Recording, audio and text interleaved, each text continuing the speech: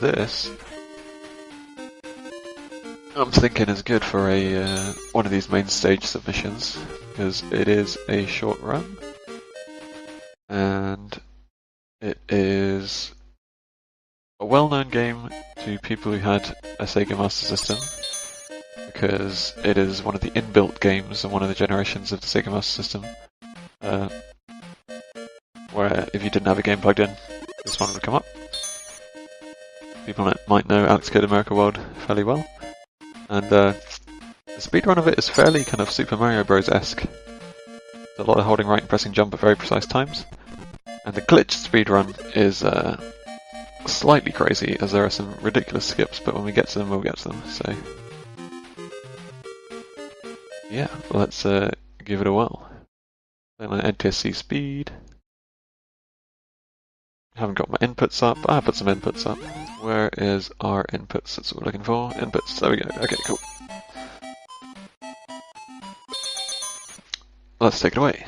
So we got first level. We're doing a lot of jumping. 2 buttons in this game: jump and punch. And we're looking for big money bags. We got a load of small money bags there. That's bad, because we need to buy something in a shop at the start of the second level, which involves having enough money. So I might have to stop off and get some backup money bags in this water section at the bottom. The thing about punching in this game is if you're on the ground while you punch, get that backup money there, there we go. If you're on the ground while you punch, all your momentum is stopped dead. And there's the portal for the end of the level. Cool, that's level 1. I didn't start a timer. Let's do it again. God damn. Actually, I'll go move to the auto splitter so we can see kind of the comparison to the previous splits. Alex Kidd America World, there we go. Cool. Yeah, I'll get to explain slightly more about the movement. So the movement is kind of very slidey for a platformer. If you're already moving in a direction and you tap the same direction as you're moving, you like get a massive kind of increase in a massive little extra burst of speed.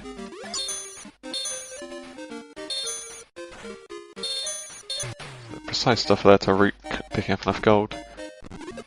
Underwater it's all about not bonking into stuff. Punching blocks just before you reach them so you don't bonk into them. You have that little, what's it called? Onigami, I can't remember, little rice ball portal at the end of each level, or if you have the American version, little hamburger portal at the end of the level. It's actually different.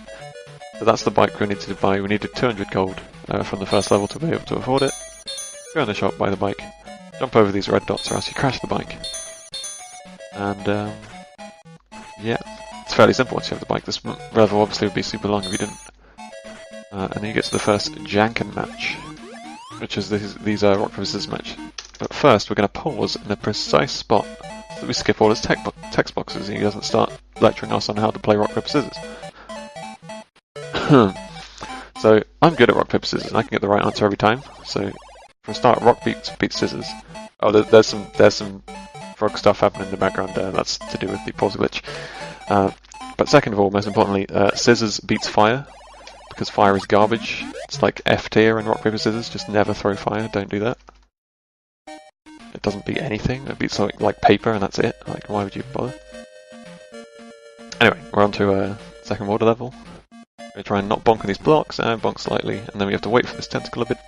Get through it. Punch the giant fish in the face, straight in the portal. Alright. Now we're on Jump Island. We're going to jump a lot. Hopefully stay on top of these without falling down. Nice. Then we're going to have an even more precise pause to try and get past this guy. I'm going to pause again because I didn't get it the first try.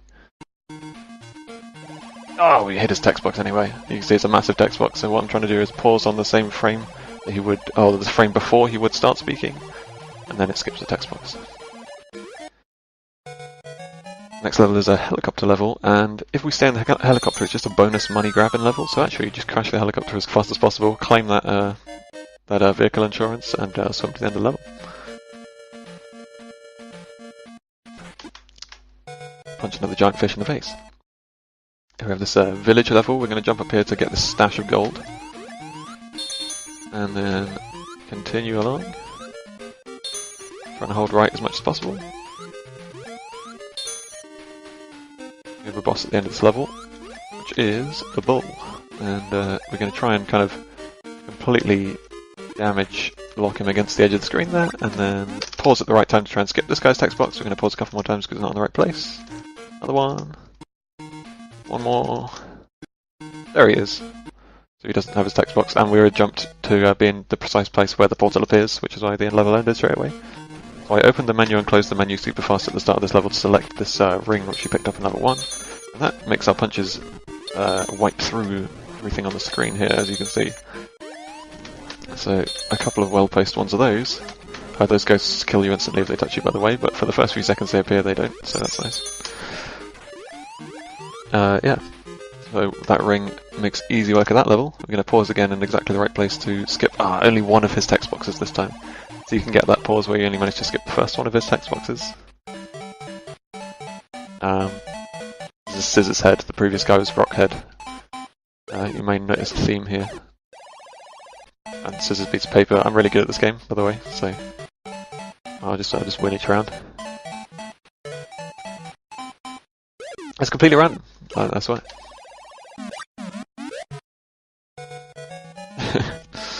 I'm going to go straight in the shop at the beginning of the forest level to buy this bike. I do not have a lot of gold. I wonder if it's because I died somewhere and actually took away some gold. That's weird. Yeah, normally I have more gold there. I'm going to do some precise jumps with the bike in order to not hit the spikes and lose our bike. And also die instantly in the process. Because we're falling spikes. Ooh, we're going to land on that blue block. We lost our bike, but we didn't die. So I'm happy with that, that's alright. Normally you die if you land those spikes. We're going to punch that monkey. We're going to kind of soft lock, not soft lock, we're going to kind of damage lock that boss so he can't hit us. The soft lock comes later in this run, don't you worry. So, I have a backup save state for this game because the glitched version of this game involves... Well, I'll talk about it when I get there. First we'll do this easy water level, we just skip over everything by going over the top. When we get to the first castle, which is the level after this one, things get crazy. So this one's kind of the most kind of precise, normal jumping level of the game. Ooh, I thought I was going to die there. Died there. So these thunderclouds with the lightning, you can pass underneath if you're holding right the entire time that they're on screen for. I'm going to do a little technical jump to climb this kind of vertical box there. We can skip over the top of that section faster. Do a little hop under here, not get hit by that lightning. I'm going to try and move through the end of this level as well, optimally not getting hit by lightning.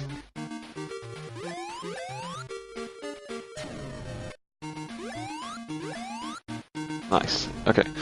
And then we have another Janken match, this time, guess who with? It's Paperhead. We also paused in the right place to skip his text boxes, so that's nice. The splits on my timer that it's timing against is the world record time, by the way. Set by me. Yeah, Rock beats Thundercloud, as you can clearly see by my score of 1 fire over there. And then this idiot, this complete nonce, is gonna throw fire in rock, paper, scissors again. I told you not to do that. It's the worst. Don't just... yeah. Anyway, we're gonna start off this glitch. So, I press down on the frame, we transition to the top of the ladder, so instead of going up to the next room, we actually... no, hang on, not going up to the next room. We actually... give me a second. It is on the frame, there we go. We go down and put the castle into this glitched state. And we navigate through this glitched state castle rooms by holding right until we're at this point, and you can see the exit portal on the level happens to spawn there. So we're going to do 3 full jumps, and then we're going to press jump frame perfectly, or else we softlock, so let's go. Hang on. I think we softlocked. So I'm going to have to load a backup save state. Where is the level that we're on? There we go. So I have to press jump just about... oh my goodness. So on a good day this is like 1 in 4 for me. Hey, there we go, just about there. So that,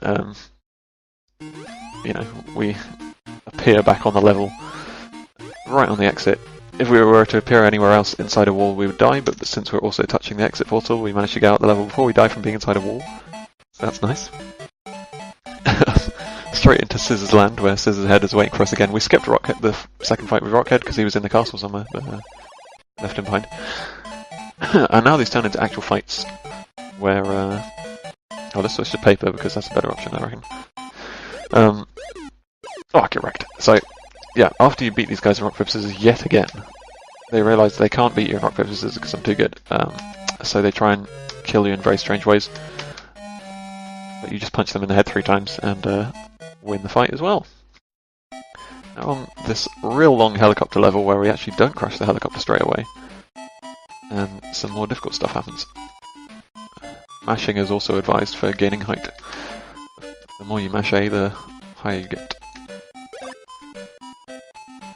We're going to try and do a tricky trick at the end here. We're going to crash on purpose and land on this red pillar and jump over to the end. Nice. Then we come to the castle where we ask the king for help and he tells us to get lost. I'm going to skip his text box because... well, actually I did. His text box is so small that skipping it saves like far less than half a second or something there, so I can't believe I actually made it. We're going to buy the final bike here. It's the final bike level. We're going to take this bike through. We're going to do a little jump over this pit. We're going to do a bigger jump over those pits, and then we're going to try and land precisely on top of these grey blocks, and then these grey blocks, and then jump to the end. Nice. We're going to pause in the right place to skip this guy's text boxes once again. Our final encounter with Paperhead. I reckon he's going to throw scissors first, so we go for a rock. I told you I was good at this game. Oh, we got the frogs doing something questionable in the background there. Once again, because of the glitch where we skip the text boxes. I'll go for paper this time. Oh, so good. And then he as well tries to beat the crap out of us, since he can't win a rock, paper, scissors game against a child. We're going to punch him in the face a bit. Which leads us to the hidden castle. It's the final level, well, the second final level. And we're going to glitch this one out as well. So, for some reason, there's an invisible block. There's an invisible wall at the back of the level, but there's one block underneath it where you can actually crouch slide under. So we're going to do that, and each time we crouch slide under to the left where we're not supposed to be, we scroll the items in the castle one screen further to the left. So we're going to come back over here. Now new items are loaded on the screen that we actually would be in the rooms of the castle one more screen to the right each time. So we're going to do this a total of, what is it, 6 times, 5 times maybe? This is the last one we're going to do it on. Then we're going to run to the right where the boss will now be waiting for us because we scrolled him far enough over here. We're going to pause on exactly the right frame. Select this cane which allows us to float. We're in the Janken match with the boss, which we'll have to win off screen as we float to the screen above where the princess is stored and the portal gets spawned. We're going to pause and unpause very close there. We're going to punch in the right place to stop our movement. I didn't punch. We're going to float off the top of the screen and soft lock. Excellent stuff. Okay. Once again, we have the backup save state just here, so we have to do this bit again. Pause in the right place, select the cane. Very precise pause. Switch to paper because that is the correct one.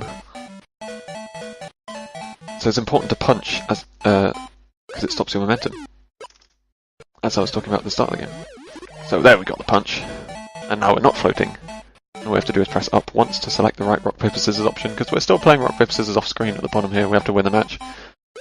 The boss gets tired at losing rock, paper, scissors, tries to beat the crap out of us, but we're not there anymore, so the fight ends straight away. The princess congratulates us on winning the fight and all that. And then we leave her in the castle and go straight to the portal. Now we're on the final level where we just go down into this lake and discover this crown. End the level. But to do so, we have to input this convoluted code on these blocks in the ground. If we get the code wrong, these ghosts spawn and come and kill us. So hopefully, I'll stand on the right ones. Water, fish, starfish. Oh yeah, there's the crown up there. It's just got to jump over the spikes and not die. Hey, and there we go. So that is a nice short run for the next stage.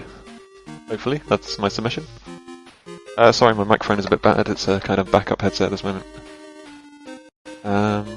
Obviously, I'm sure there'll be different equipment there. For the setup of this is on an emulator, and this emulator is accepted on the leaderboards, so I'm sure it's fine to just have this set up on this emulator, and that's very easy to set up. Otherwise, a master system, capturing stuff off a master system seems more complicated. Let's just go for this emulator, you know.